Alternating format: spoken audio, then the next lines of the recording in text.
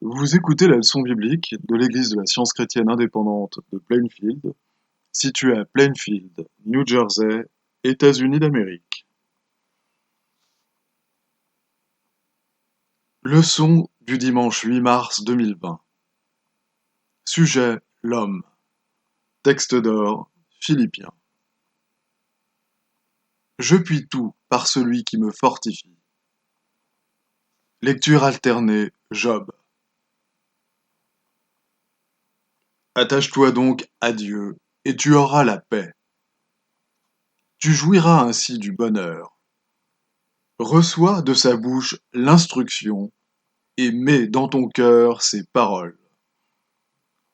Tu seras rétabli si tu reviens au Tout-Puissant, si tu éloignes l'iniquité de ta tente.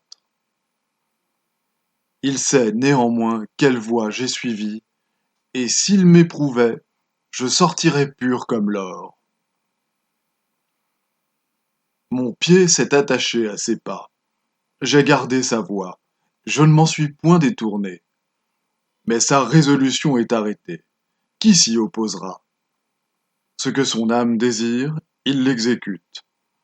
Il accomplira donc ses desseins à mon égard, et il en concevra bien d'autres encore. La Bible. C'est Dieu qui est ma puissante forteresse et qui me conduit dans la voie droite. La seconde année du règne de Nebuchadnezzar, Nebuchadnezzar eut des songes. Il avait l'esprit agité et ne pouvait dormir. Le roi fit appeler les magiciens, les astrologues, les enchanteurs et les chaldéens pour qu'ils lui disent ses songes. Ils vinrent et se présentèrent devant le roi. Le roi leur dit: J'ai eu un songe, mon esprit est agité, et je voudrais connaître ce songe. Les Chaldéens répondirent au roi en langue araméenne. Ô roi, vis éternellement, dis le songe à tes serviteurs, et nous en donnerons l'explication.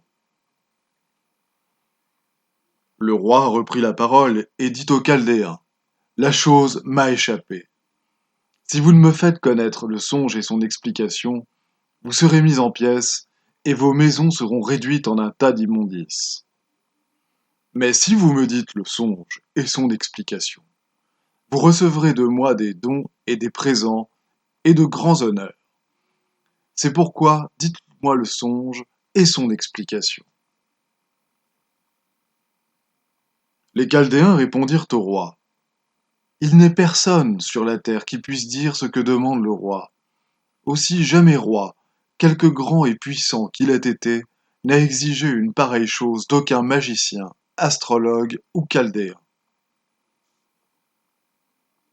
Là-dessus, le roi se mit en colère et s'irrita violemment. Il ordonna qu'on fasse périr tous les sages de Babylone. Et Daniel se rendit vers le roi et le pria de lui accorder du temps pour donner au roi l'explication. Ensuite, Daniel alla dans sa maison, et il instruisit de cette affaire Anania, Michaël et Azaria, ses compagnons, les engageant à implorer la miséricorde du Dieu des cieux, afin qu'on ne fît pas périr Daniel et ses compagnons avec le reste des sages de Babylone. Alors le secret fut révélé à Daniel dans une vision pendant la nuit. Et Daniel bénit le Dieu des cieux. Daniel prit la parole et dit: Béni soit le nom de Dieu d'éternité en éternité. À lui appartiennent la sagesse et la force. Arjoc conduisit promptement Daniel devant le roi et lui parla ainsi: J'ai trouvé parmi les captifs de Juda un homme qui donnera l'explication au roi. Le roi prit la parole et dit à Daniel, qu'on nommait Belskazzar: Es-tu capable de me faire connaître le songe que j'ai eu et son explication?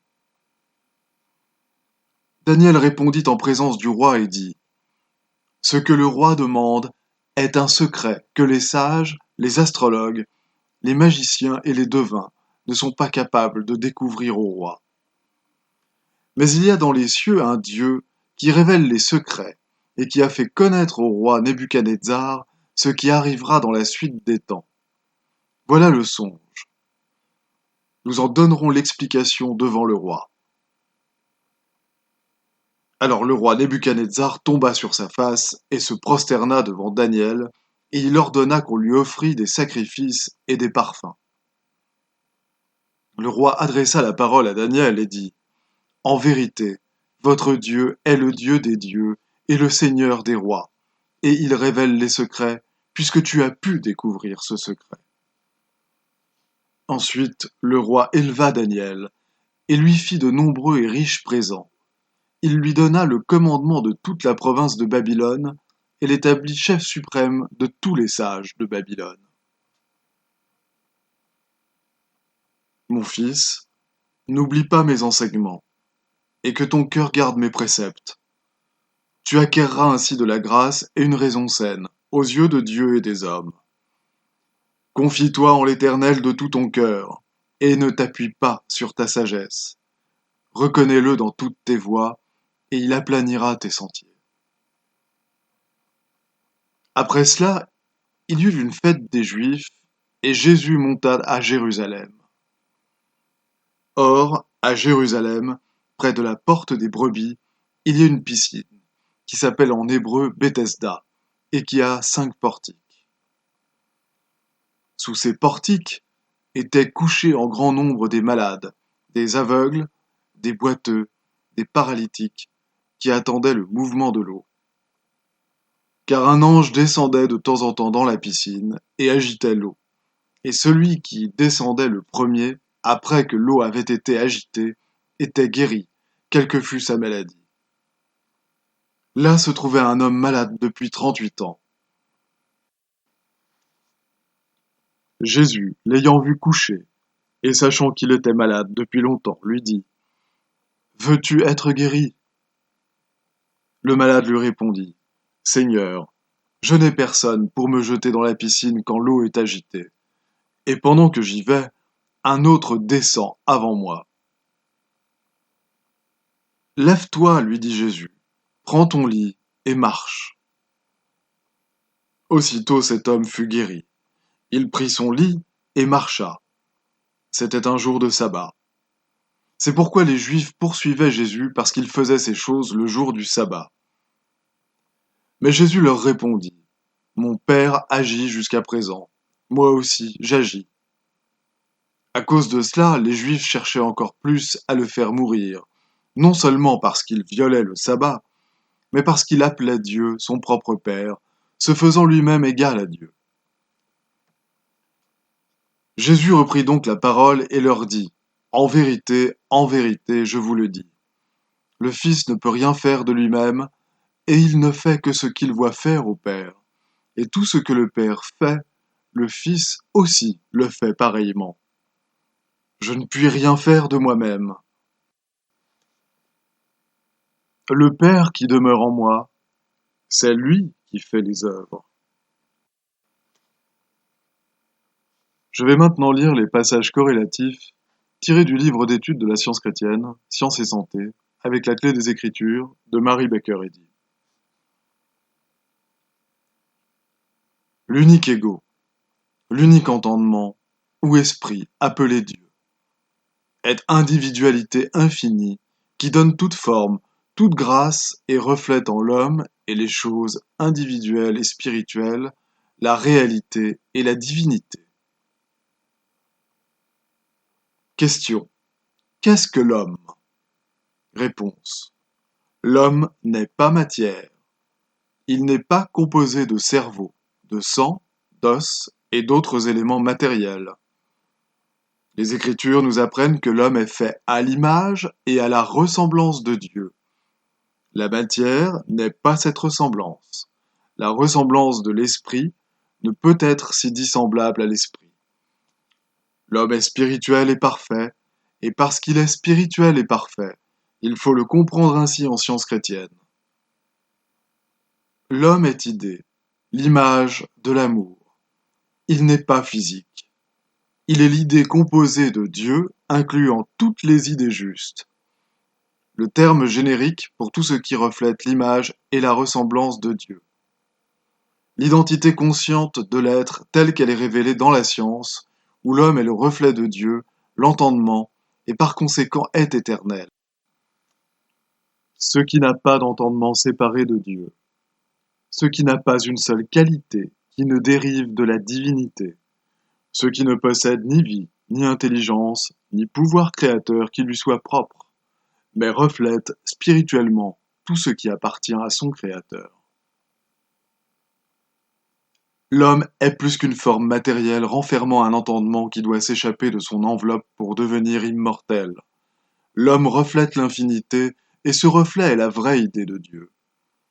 Dieu exprime en l'homme l'idée infinie qui se développe à jamais, et qui partant d'une base illimitée, s'élargit et s'élève de plus en plus. L'entendement manifeste tout ce qui existe dans l'infinitude de la vérité. Nous ne savons rien de plus de l'homme en tant qu'image et ressemblance véritable et divine que nous ne savons de Dieu. Le principe infini est reflété par l'idée infinie et par l'individualité spirituelle, mais les prétendus sens matériels n'ont aucune connaissance ni du principe ni de son idée. Les capacités humaines s'étendent et se perfectionnent dans la mesure où l'humanité gagne la vraie conception de l'homme et de Dieu. Les mortels ont un sens bien imparfait de l'homme spirituel et de la portée infinie de sa pensée. L'homme spirituel possède la vie éternelle. N'étant jamais né et ne mourant jamais, il est impossible à l'homme gouverné par Dieu dans la science éternelle de déchoir de son état élevé.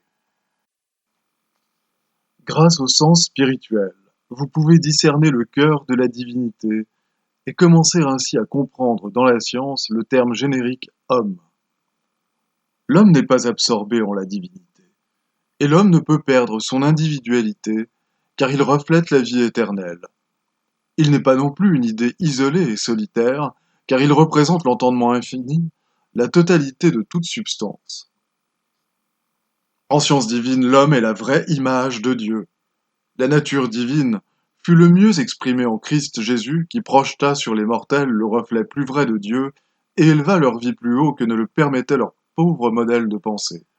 Pensée qui représentait l'homme comme déchu, malade, pécheur et mourant. La compréhension semblable à celle de Christ de l'être scientifique et de la guérison divine renferme un principe parfait et une idée parfaite. Dieu parfait et homme parfait, comme base de la pensée et de la démonstration. Le corps et l'entendement matériel sont temporels, mais l'homme réel est spirituel et éternel. L'identité de l'homme réel n'est pas perdue, mais trouvée grâce à cette explication. Car par elle, l'infinitude consciente de l'existence et de toute identité est discernée et demeure inchangée. Il est impossible que l'homme perde quoi que ce soit de réel, puisque Dieu est tout et que l'homme le possède éternellement. La notion que l'entendement est dans la matière, et que les prétendus plaisirs et douleurs, la naissance, le péché, la maladie et la mort de la matière sont réels, est une croyance mortelle. Et cette croyance est tout ce qui sera jamais perdu. En continuant notre définition de l'homme, souvenons-nous que l'homme immortel et harmonieux a toujours existé, et qu'il est toujours au-delà et au-dessus de l'illusion mortelle que la vie, la substance et l'intelligence existent dans la matière. Cette proposition est fondée sur des faits, non sur des fables. La science de l'être révèle que l'homme est parfait, de même que le Père est parfait, parce que l'âme, ou l'entendement de l'homme spirituel, est Dieu, le principe divin de tout être, et parce que cet homme réel est gouverné par l'âme, non par les sens, par la loi de l'esprit, non par les prétendues lois de la matière. Jésus enseignait qu'il y a un seul Dieu, un seul esprit qui fait l'homme, à l'image et à la ressemblance de Dieu, de l'esprit, non de la matière. L'homme reflète la vérité, la vie et l'amour infini. La nature de l'homme ainsi comprise renferme tout ce qu'impliquent les termes image et ressemblance, tels qu'ils sont employés dans l'Écriture. L'énoncé vraiment chrétien et scientifique de la personnalité et de la relation de l'homme à Dieu, ainsi que la démonstration qui l'accompagnait, exaspérèrent les rabbins et ils dirent: Crucifie-le, crucifie-le. Selon notre loi, il doit mourir parce qu'il s'est fait fils de Dieu. Notre maître lisait facilement les pensées du genre humain. Posséder quelque peu ce discernement est un indice de croissance spirituelle et d'union avec les capacités infinies de l'unique entendement. Les hommes d'affaires et les savants ont trouvé que la science chrétienne rehausse leur endurance et leur puissance mentale, augmente leur discernement du caractère, leur donne de la perspicacité et de la compréhensivité, ainsi que la faculté de surpasser leurs aptitudes ordinaires. L'entendement humain, pénétré de cette compréhension spirituelle, devient plus souple, est capable de plus d'endurance, est moins prisonnier de lui-même et a besoin de moins de repos. Une connaissance de la science de l'être développe les facultés et les possibilités latentes de l'homme. Elle donne plus d'étendue à l'atmosphère de la pensée, accordant aux mortels l'accès à des domaines plus larges et plus élevés. Elle élève le penseur à son élément natif de pénétration et de perspicacité. Les facultés humaines sont lentes à discerner et à comprendre la création de Dieu ainsi que la puissance et la présence divine qu'elle comporte et qui en attestent l'origine spirituelle. Les mortels ne connaîtront jamais l'infini avant d'avoir dépouillé le vieil homme et d'être parvenus à l'image et à la ressemblance spirituelle. Peut-on sonder l'infinité? Comment le proclamerons-nous jusqu'à ce que, selon les paroles de l'apôtre, nous soyons tous parvenus à l'unité de la foi et de la connaissance du Fils de Dieu, à l'état d'homme parfait, à la mesure de la stature parfaite du Christ? Je vais maintenant lire les devoirs quotidiens de Mary Baker Eddy. Prière quotidienne. Il sera du devoir de tout membre de cette Église de prier chaque jour. Que ton règne vienne, que le règne de la vérité, de la vie et de l'amour divin soit établi en moi, élimine de moi tout péché, et puisse ta parole enrichir les affections de toute l'humanité et la gouverner. Règle pour les mobiles et les actes. Ni l'animosité, ni un attachement purement personnel ne doivent déterminer les mobiles ou les actes des membres de l'Église mère. Dans la science, l'amour divin seul gouverne l'homme, et un scientiste chrétien reflète les douces aménités de l'amour en réprouvant le péché, et en manifestant un véritable esprit de fraternité, de charité et de pardon. Les membres de cette Église doivent journellement veiller et prier pour être délivrés de tout mal, pour ne pas prophétiser, juger, condamner, conseiller, influencer ou être influencés d'une manière erronée. Vigilance face au devoir. Il sera du devoir de chaque membre de cette Église de se défendre journellement contre la suggestion mentale agressive et de ne pas se laisser entraîner à oublier ou à négliger son devoir envers Dieu, envers son leader et envers l'humanité. Par ses œuvres, il sera jugé et justifié ou condamné.